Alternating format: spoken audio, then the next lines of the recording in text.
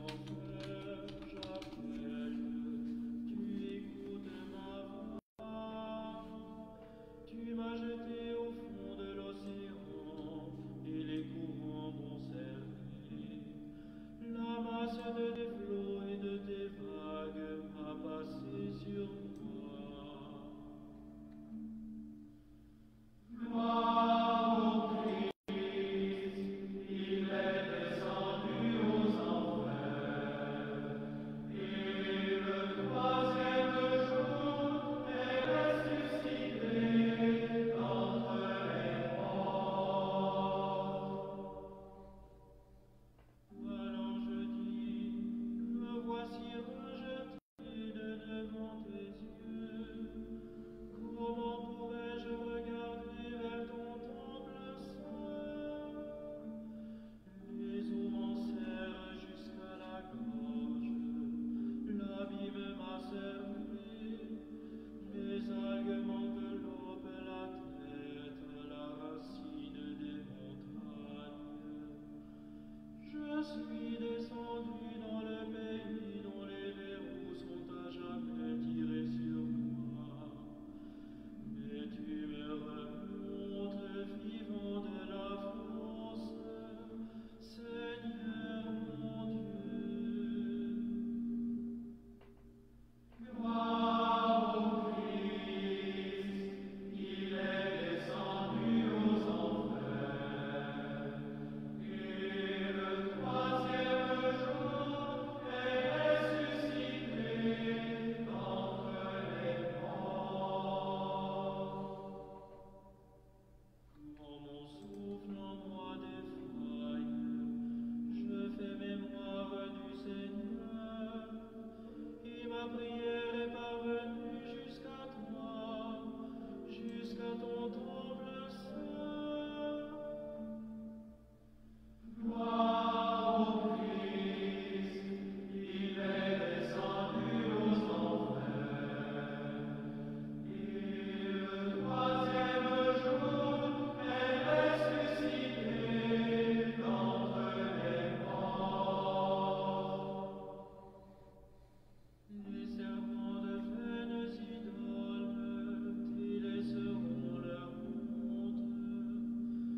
Et moi, avec un chant d'action de grâce, je t'offrirai des sacrifices. J'accomplirai les vœux que j'ai faits. Au Seigneur appartient le salut. Gloire au Christ, il est descendu aux enfers, et le troisième jour est ressuscité d'entre les morts. Bonsoir à tous. Donc, nous avons entendu les moines de l'abbaye de Tamier qui chantaient le cantique de Jonas. Et c'est bien de Jonas que nous allons parler ce soir.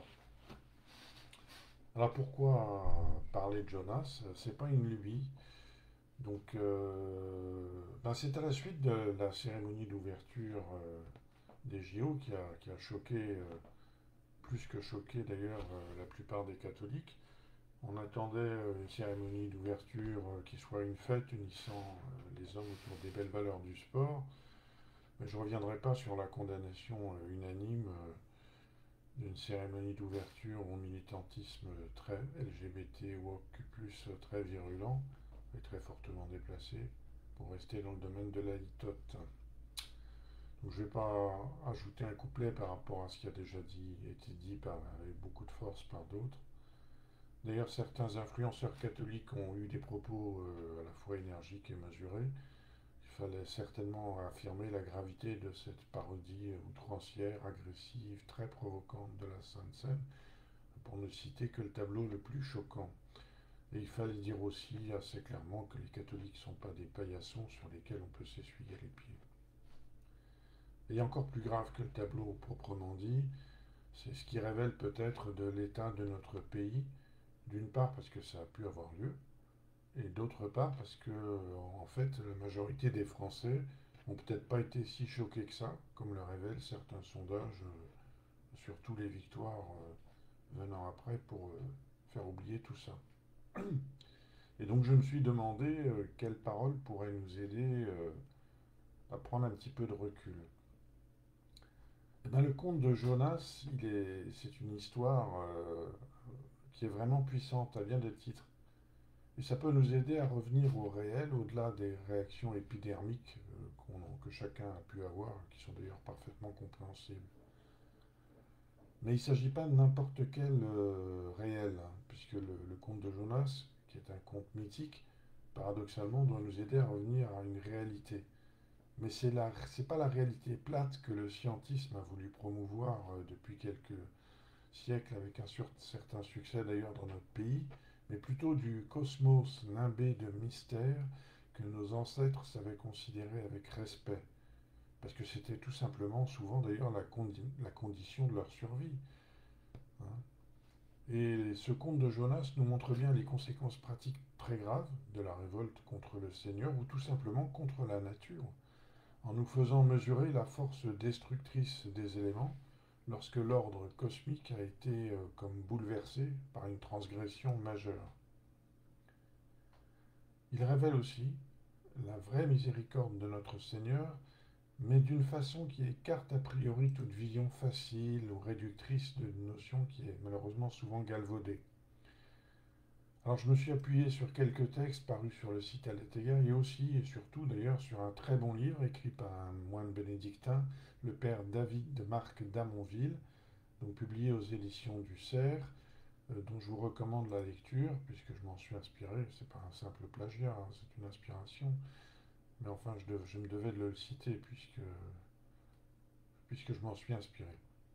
Donc Jonas est un tout petit prophète et le livre de Jonas est un des plus courts de la Bible. Alors ça ressemble un peu à un conte assez invraisemblable. Il s'agit en fait de ce qu'on appelle un machal ou une sorte de parabole en hébreu qui est avant tout un récit symbolique, mais très réaliste en fait, mais d'un réel de... Il veut nous aider à revenir d'une façon symbolique à un réel que nous aurions du mal à appréhender avec notre simple raison. Je pense que c'est ça. Donc après Jonas, donc petit prophète, reçoit l'appel de Dieu, va à Ninive. Alors Jonas refuse de s'y rendre tout net. Parce qu'en fait, l'appel, c'est simplement de demander à une ville très puissante et ennemie d'Israël à ce moment-là, mais c'est un véritable ennemi, hein, ennemi, lutte armée, hein, de se convertir. Donc il dit, bon, faut que j'aille voir les ennemis du royaume d'Israël pour leur demander de se convertir. Qu'est-ce que j'en ai à faire d'ailleurs? Bon, enfin c'est ce que le Seigneur lui demande. Et c'est une demande qui est de nature à désarçonner n'importe qui, hein. Je ne sais pas ce qu'on aurait fait à sa place en recevant un tel appel, surtout à notre époque si raisonnable. Je pense qu'on l'aurait imité, et donc ça rend aussi sa figure très actuelle. Donc Jonas s'enfuit vers l'Espagne, nous dit le père d'Amonville. Donc Tarsis, alors Tarsis c'est les îles, Tarsis c'est l'Espagne. Donc je ne le savais pas, je l'ai appris. Et donc, alors il s'enfuit vers l'Espagne, après un naufrage, il est avalé par un poisson, il adresse une prière à Dieu dans le ventre du poisson parce qu'il n'est pas mort. Alors évidemment, on est dans un conte, quoi que ça soit déjà produit, paraît-il, mais bon, avec un cachalot. Et donc il n'est pas mort dans l'estomac du cachalot, il est recraché par celui-ci sur la côte, finalement il parvient à Ninive, il annonce la parole de Dieu aux Ninivites qui se convertissent. Et puis ça, en fait, c'est étonnant, mais ça lui déplaît, parce que c'est des ennemis d'Israël, donc il espérait bien que Dieu les balayerait de la surface de la terre, mais non, Dieu leur a pardonné. Et finalement, Dieu l'emmène à l'écart, fait pousser un buisson de ricin pour lui donner de l'ombre, c'est l'épisode qui clôt ce conte, qui est l'épisode du buisson de ricin. Alors en fait, le Seigneur fait pousser un buisson en un jour, Jonas est ravi, il a un peu d'ombre, il fait chaud, et puis le ricin meurt tout de suite. Alors le ricin se plaint, et, et le Seigneur lui dit, bah alors tu as eu pitié du ricin qui a fleuri en une journée et qui est mort le lendemain, et moi je ne devais pas avoir pitié des habitants de Ninive. Il s'agit bien d'un appel à l'humilité et au pardon de Dieu adressé par Dieu à Jonas, qui est en fait la clé de lecture de ce récit. Mais tout ce qui précède, et en particulier l'épisode de la tempête, doit nous inviter à comprendre la force des éléments, notre propre inconséquence et la gravité autant que la profondeur du mystère du mal. Et je pense que c'est aussi de là que vient la très grande force symbolique de ce récit. Et d'ailleurs, Jésus l'évoque comme une figure de sa mort et de sa résurrection, comme l'évoquait le cantique chanté par les moines de Tamier au début.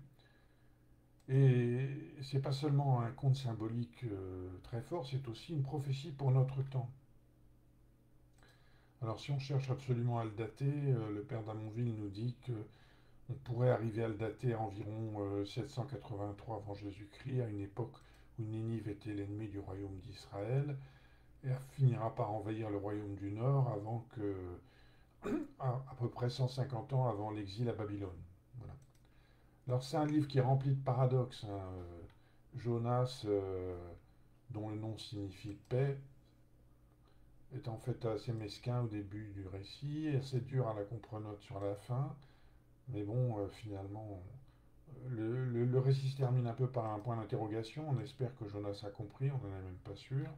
Mais bon, voilà, en gros, il y a 4 épisodes. Donc Jonas dans la tempête, premier épisode. Deuxième épisode, Jonas dans le ventre de la baleine. Troisième épisode, Jonas à Ninive. Quatrième épisode, Jonas et le ricin. Donc on va aller un petit peu plus dans les détails du tableau, de ce tableau un peu fantastique ou de ce conte. Euh, Jonas demande, Dieu demande à Jonas de se rendre à Ninive. Alors, Jonas, on peut le comprendre, trouve que c'était une affaire excessivement mauvaise et s'embarque immédiatement pour l'Espagne, Tarsis dans le texte, donc dans la direction opposée. Alors moi je comprends, hein, les remblasses de Barcelone, où d'ailleurs on peut déguster des jus de fruits extraordinaires, j'en ai jamais bu de pareil, paraissent préférables à la poussière de Mossoul, parce que Ninive c'est dans la banlieue de Mossoul en fait, qui héberge ici les ennemis d'Israël. Alors juste pour la parenthèse, hein, les habitants de Mossoul d'aujourd'hui ont jeûné et prié pour nous à la suite de la cérémonie d'ouverture. Bon bref. Donc Jonas, assez inconscient d'ailleurs, hein, donc s'endort paisiblement au fond du bateau, donc en route pour l'Espagne, et la tempête se lève. Alors les marins effrayés prient leur Dieu, c'était des païens, et rien ne se passe. Alors la tempête souffle de plus en plus fort et ils se disent qu'il doit y avoir un Jonas à bord. Alors en argot de marin, ça veut dire porte-poisse, parce que les marins ont aussi été inspirés par cette histoire. Bon, ils finissent par dénicher Jonas, toujours endormi dans la cabine, et lui demandent de prier son Dieu. Alors Jonas réagit bien, il avoue son forfait, il a fui dans une direction opposée après avoir reçu du Seigneur Tout-Puissant l'ordre de se rendre à Ninive. Il adresse une prière à Dieu Tout-Puissant et les marins comprennent que c'est certainement le Seigneur, celui qui est au-dessus de tous les dieux. Et il leur dit, bon écoutez, jetez-moi par-dessus bord si vous voulez que la tempête se calme, sinon on mourra tous. Voilà, donc il faut me sacrifier moi. Alors les marins hésitent parce qu'ils se rendent compte que Jonas sert bien le Seigneur Tout-Puissant, finissent par consentir, jettent Jonas par-dessus bord, et la tempête s'apaise. Alors on s'est dit, ça va se finir que le poisson, là, Jonas va mourir. Eh bien non, Jonas est avalé par un poisson, un cachalot, un requin, on ne sait pas. Et il ne meurt pas. Il est dans l'estomac du poisson, mais il ne meurt pas. Et donc l'image de l'estomac du poisson, symboliquement, c'est une image du chien, de l'enfer, le fond des eaux. Et donc Jonas, dans cette situation critique, adresse à Dieu une prière d'une grande beauté, d'une grande familiarité et d'une grande confiance, donc qui est devenu un cantique, appelé le Cantique de Jonas, dont je vais vous citer quelques extraits, bien qu'on les ait entendus au début, mais peut-être que ce n'était pas très clair, pas évident à comprendre.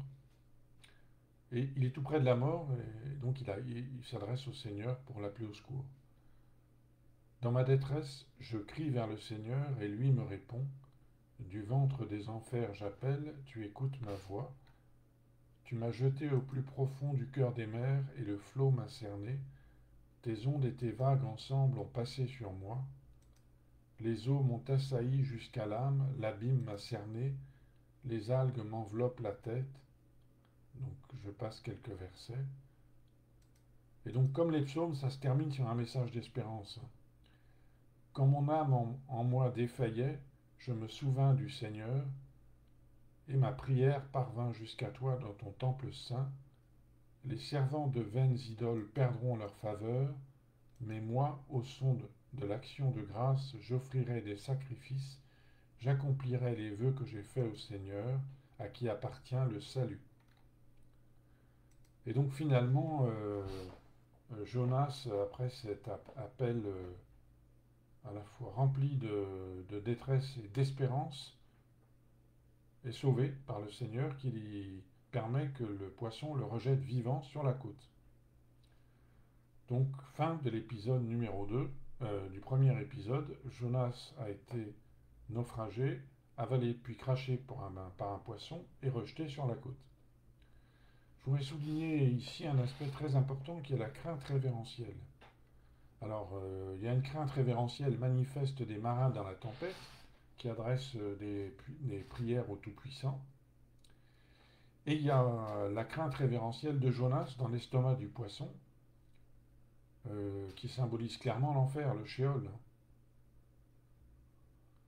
Et la crainte révérentielle, elle est soulignée par les paroles de Jonas lorsqu'il s'adresse aux marins.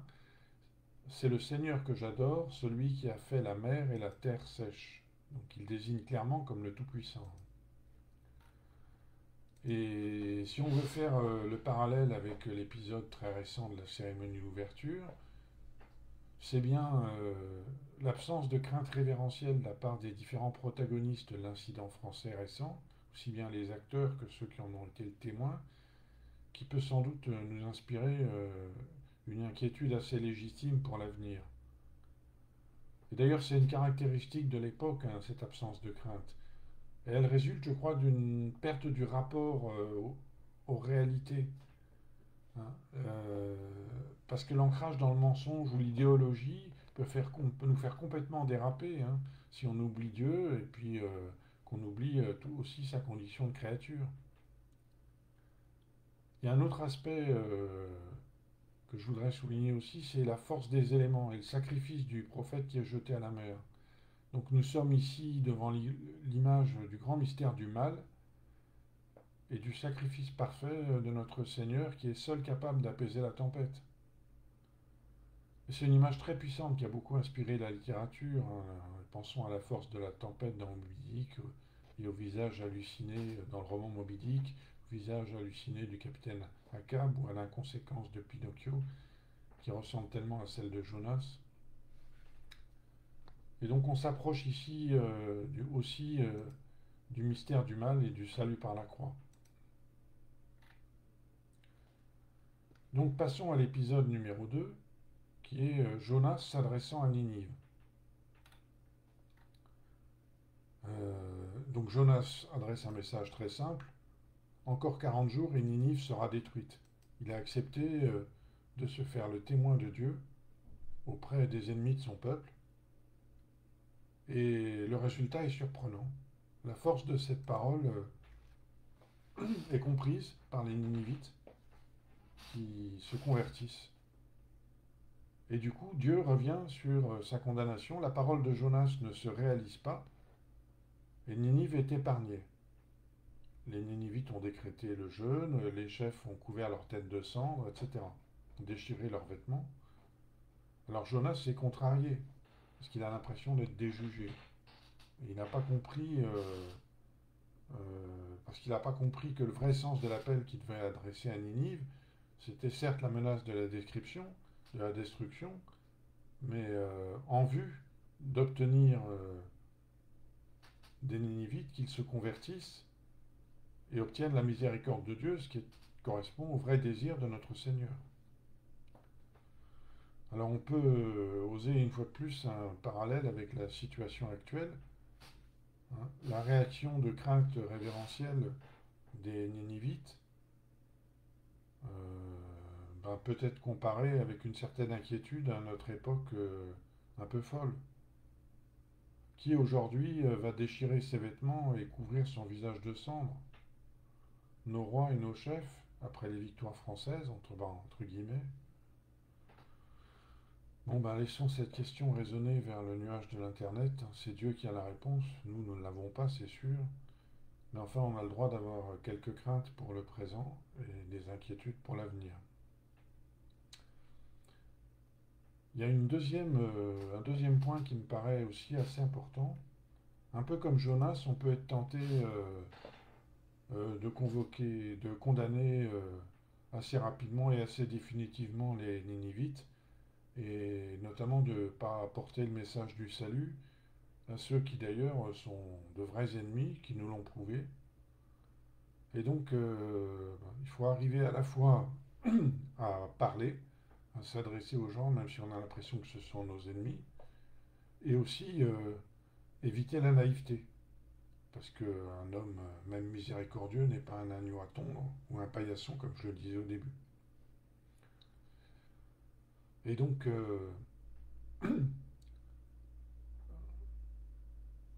comme ce que voulait vraiment notre Seigneur de Jonas, c'est qu'il porte le message aux Ninivites et aussi qu'il soit miséricordieux comme Dieu est miséricordieux. Mais après la conversion des Ninivites, bien entendu, pas avant. Alors on en arrive à l'épisode suivant qui est l'épisode du ricin. Donc rappelons ce qui s'est produit. Jonas a adressé le message du Seigneur aux Ninivites, qui de façon surprenante se sont convertis, et il n'est pas content, parce ce sont les ennemis d'Israël, et il aurait préféré que leur ville soit détruite. Donc notre Seigneur souhaite aider Jonas à comprendre sa vraie volonté. Donc voici l'épisode du ricin. Alors qu'est-ce qui se passe? Alors Jonas observait Ninive de loin, les 40 jours sont passés, les Ninivites s'étant convertis, non, la ville n'a pas été détruite, et Jonas témoigne du dépit, et donc Dieu veut l'aider à comprendre sa vraie volonté. Donc il va faire pousser un buisson de ricin, un très beau buisson, en une journée, ça va très vite. Jonas est ravi, donc il y a des vieilles icônes qui montrent Jonas observant la ville, la tête qui sort du buisson, et il est ravi parce qu'il a un peu d'ombre. Et le lendemain de sa floraison, le ricin meurt brutalement. Et donc là, Jonas est dépité. Alors il était déjà dépité que Ninive ait été épargnée, il l'est encore plus de la mort du ricin. Dieu s'adresse alors à lui en lui disant: écoute, tu as eu pitié de ce buisson, comprends aussi ma pitié pour les habitants de Ninive. Et donc Dieu en fait veut aider le prophète à rentrer en lui-même pour découvrir son vrai visage, qui est celui du Créateur soucieux de préserver toute vie, et en particulier celle des pauvres habitants de Ninive. Alors cet épisode du ricin nous montre la pitié de Dieu. C'est aussi une image assez forte de la précarité de notre existence. La vie est fragile et le mal a aussi de vraies conséquences. Le buisson fane en une journée.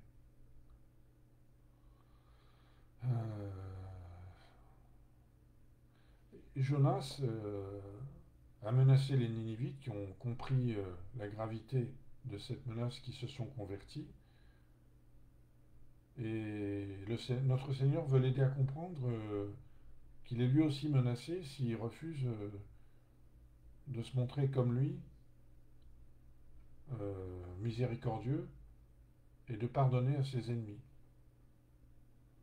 Et donc l'épisode du ricin résonne comme un appel assez profond à descendre au fond de soi pour approcher du grand mystère de Dieu, qui est peut-être d'abord celui de la petitesse, du retrait, de l'enfance. Devant le mal, il me faut suivre le Christ qui a remporté pour moi la victoire de la croix, sans goût morbide pour l'autodestruction, comme le montre bien le très beau film sur les moines de Tibérine ou la pièce de Bernanos, Dialogue de Carmélite. C'est pas facile, mais c'est un bel appel, c'est sûr. Alors le conte de Jonas, j'espère que que je me suis clair, que j'ai été à peu près clair, mais il a une très grande force symbolique et une postérité foisonnante. D'abord dans les évangiles, où Jésus le cite à plusieurs reprises comme une prophétie de sa mort et de sa résurrection.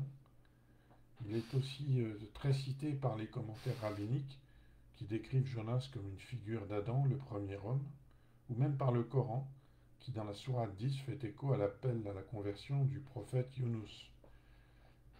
D'ailleurs, la sourate est rédigée comme si les auditeurs étaient censés connaître la Bible, ce qui ouvre bien des perspectives. Si vous voulez en savoir plus sur l'imbrication du Coran et du message biblique, je vous invite à aller voir sur le site Le Messie et son prophète. Alors, je devais citer quelques auteurs. Je vais juste citer le roman Moby Dick, parce que ça nous montre la force symbolique, la force des éléments qui se déchaînent lorsqu'on les défie. Et donc, un témoin de la catastrophe, parce que finalement, hein, le vaisseau sombre, hein, Moby Dick, c'est une histoire tragique d'un capitaine qui ne peut pas pardonner à un grand cachalot, qui part à sa poursuite et qui périt dans la tempête. Et donc le témoin, un des seuls témoins survivants de cette histoire, raconte: Moi, Ismaël, j'étais l'un d'eux. J'étais un des hommes de cet équipage. À leurs cris s'étaient mêlés mes cris. À leur serment, mon serment s'était joint. Et d'autant plus fort avais-je crié, d'autant plus puissamment avais-je martelé et rivé mon serment que l'épouvante était dans mon âme. Mais un sentiment de furieuse sympathie m'emportait.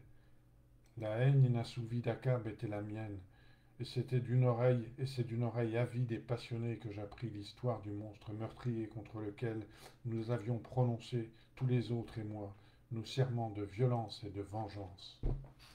Donc je voulais évoquer ce passage, enfin en citer cet extrait, parce que ça montre en fait notre vrai rapport à la nature et aux éléments, qui est un rapport de violence, d'agression, de destruction, et les conséquences graves ou tragiques euh, qui peuvent suivre si, comme les habitants de Ninive ou les Irakiens d'aujourd'hui qui prient pour nous, nous oublions que la nature, ou tout simplement notre Seigneur, doivent être respectés.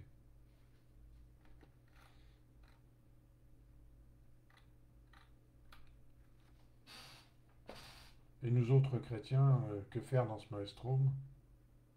Eh bien, peut-être que je dois essayer de devenir l'instrument de la douce et forte paix de notre Seigneur,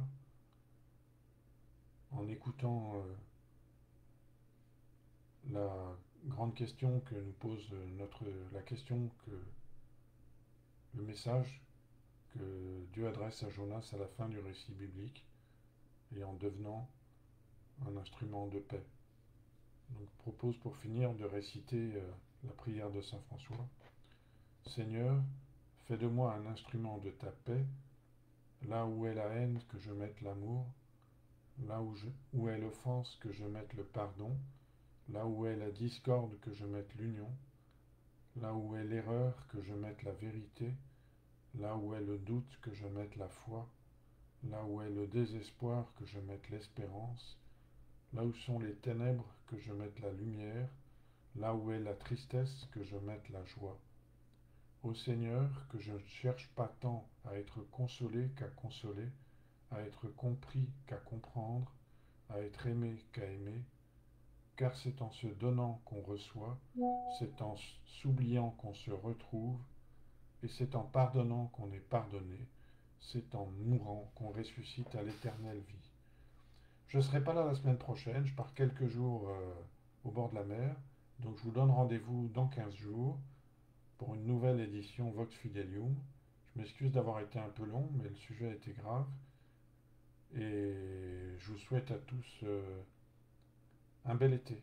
À bientôt, au revoir.